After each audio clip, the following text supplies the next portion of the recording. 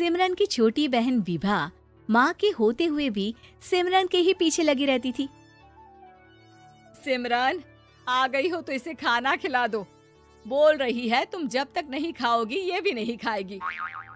क्या है विभा, तुम खा लिया करो ना, मुझे ऑफिस से आने में देर हो जाती है। और कोई छोटी बच्ची तो हो नहीं तुम जो खाना भी नहीं खाती हो कि दीदी आएगी तो ही खाऊंगी। हाँ हाँ, छोटी बच्ची ही समझ लो।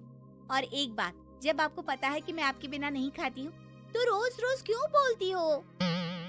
अरे क्या है ये, दोनों बहनें कम माँ बेटी ज्यादा लगती हो। अरे दीदी की शादी हो जाएगी तब क्या करेगी बोल? जब होगी तब की तब देखेंगे। मैं तो दीदी के साथ ही रहूंगी हमेशा। दोनों की शादी ऐसे घर में कर देंगे जहाँ दो भाई हो। खैर, मामला आया गया हो जाता है। एक दिन सिमरन के पापा जब घर आते हैं, तुम लोगों के लिए अच्छी खबर है। वर्मा जी है ना मेरे दोस्त, उन्होंने सिमरन बेटी के लिए रिश्ता बताया है। बहुत अच्छा लड़का है, सिमरन को भी पसंद कर लिया है और कल वो लोग आ रहे हैं सिमरन को देखने अपने घर। सिद्धांत अपने माता पिता के साथ सिमरन को देखने आता है। उसे सिमरन अच्छी लगती है और शादी तय हो जाती है। सिद्धांत की माँ कहती है, अब तो हम लोग ले जाएंगे जल्द ही अपनी सिमरन को यहाँ से। अरे हाँ हाँ, क्यों नहीं, आपकी ही है अब तो हमारी बेटी। दूर खड़ी विभा सब सुन रही होती है। अब तो दीदी की शादी हो जाएगी, फिर तो वो चली जाएंगी। दीदी के बिना मैं कैसे रहूंगी? कुछ न कुछ तो करना ही होगा जिससे दीदी की शादी ही ना हो। सभी के जाने के बाद क्या शादी के बाद दीदी हम लोगों के साथ नहीं रहेंगी? अरे नहीं तो फिर क्यों रहेगी, शादी हो जाएगी तो अपने घर चली जाएगी ना। तो मैं भी जाऊंगी उनके साथ, मेरा भी सामान पैक कर देना। अरे कैसे बात कर रही हो विभा, दीदी के ससुराल छोटी बहन नहीं जाती। हाँ, कभी कभी जाकर मिलाना और रोज फोन पर भी बात कर लेना, ठीक है? नहीं पापा, आप तो जानते हैं मैं दीदी के बिना खाना भी नहीं खाती, ना ही मुझे उनके बिना नींद आती है। सिमरन बहन की बात सुनकर इमोशनल हो जाती है। अगले दिन से विभा खाना खाना छोड़ देती है। लोगों के लाख समझाने के बाद भी विभा ना खाती है ना ही सोती है। अंत में हार मानकर सिमरन सिद्धांत से मिलती है। सिद्धांत, मेरे मम्मी पापा ने बचपन से ही विभा और मुझे साथ रखा। वो मुझसे बहुत जुड़ी है। मुझे उसकी टेंशन रहेगी शादी के बाद, क्योंकि वो मेरे बिना नहीं रह सकती है। अरे ये तो छोटी सी बात है, वो हम लोगों के साथ हमारे घर में रह सकती है। जब उसकी अकल आ जाएगी या वो समझ जाएगी कि तुम्हारा घर वो नहीं बल्कि ये है, तो हम उसे घर छोड़ आएंगे, ठीक है? सिमरन खुश हो जाती है क्योंकि वो यही चाहती थी। वो माँ पिता से बात कर लेती है। अरे कैसी बात कर रही हो सिमरन, भला बेटी के ससुराल में हम छोटी बहन को कैसे भेज दे? जमाना क्या कहेगा?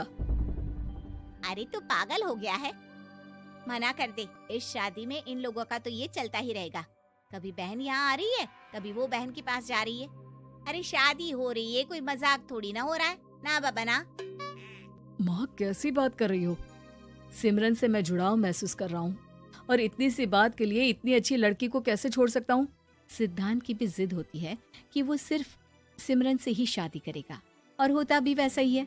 सिद्धांत और सिमरन की शादी हो जाती है और दहेज में आ जाती है विभा। शादी के बाद बुआ सास कहती है, अरे माँ ना, साली आधी घर वाली होती है, लेकिन ये क्या, तुम तो उसे घर ही ले आए।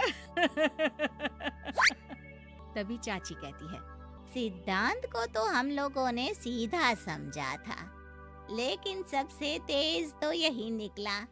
अरे देखो कैसे दहेज तो नहीं लिया, लेकिन साली पर कब्जा कर लिया।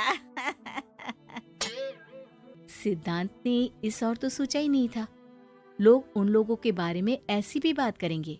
वो वहाँ से चला जाता है और चुपचाप अपने कमरे में लेट जाता है। क्या हुआ सिद्धांत, तुम अचानक से परेशान हो गए, कोई बात है क्या?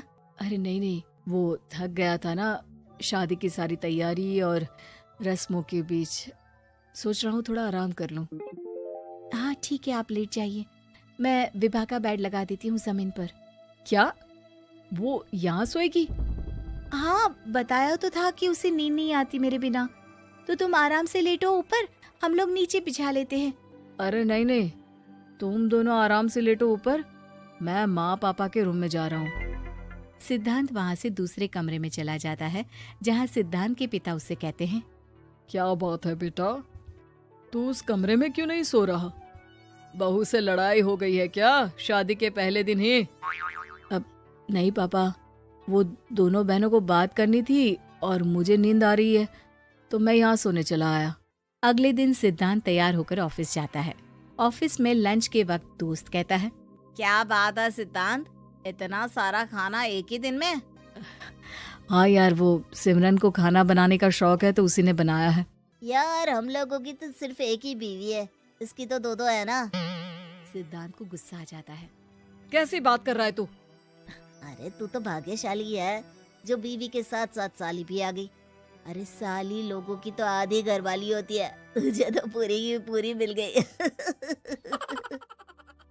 सिद्धांत का पारा अब 7वें आसमान में पहुंच जाता है। वो खड़ा होकर उस लड़के से लड़ने लगता है। हाँ, मेरी शादी में मेरी बीवी के साथ मेरी साली भी आई है, ये सच है, लेकिन सिर्फ कुछ समय के लिए, क्योंकि उसने सिमरन को बचपन से ही माँ की तरह देखा और यूं अचानक वो सिमरन से अलग नहीं रह सकती थी। इसलिए सोचो, अगर मेरी बीवी उसके लिए माँ का स्थान रखती है तो मेरा दर्जा क्या हुआ? तभी वहाँ बॉस आ जाता है। माफ करना सिद्धांत, यहाँ इस मेंटल लेवल के लोग हैं, जरूरी नहीं साली सिर्फ आधी घरवाली ही हो, कभी वो छोटी बहन तो कभी बेटी भी होती है। वेल डन सिद्धांत। सिद्धांत को अब ऑफिस में कोई कुछ नहीं कहता, लेकिन आस पड़ोस का वो तो वही हाल रहता है। सिद्धांत ऑफिस से घर की ओर आ रहा होता है कि रास्ते में उसे अपनी कॉलोनी का दोस्त मिल जाता है। क्या बात है, चेहरे की चमक बता रही है, शादी से बड़ा खुश है तू, क्यों?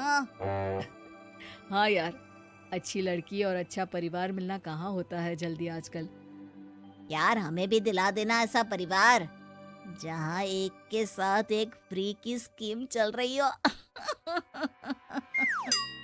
सिद्धांत को फिर गुस्सा आ जाता है।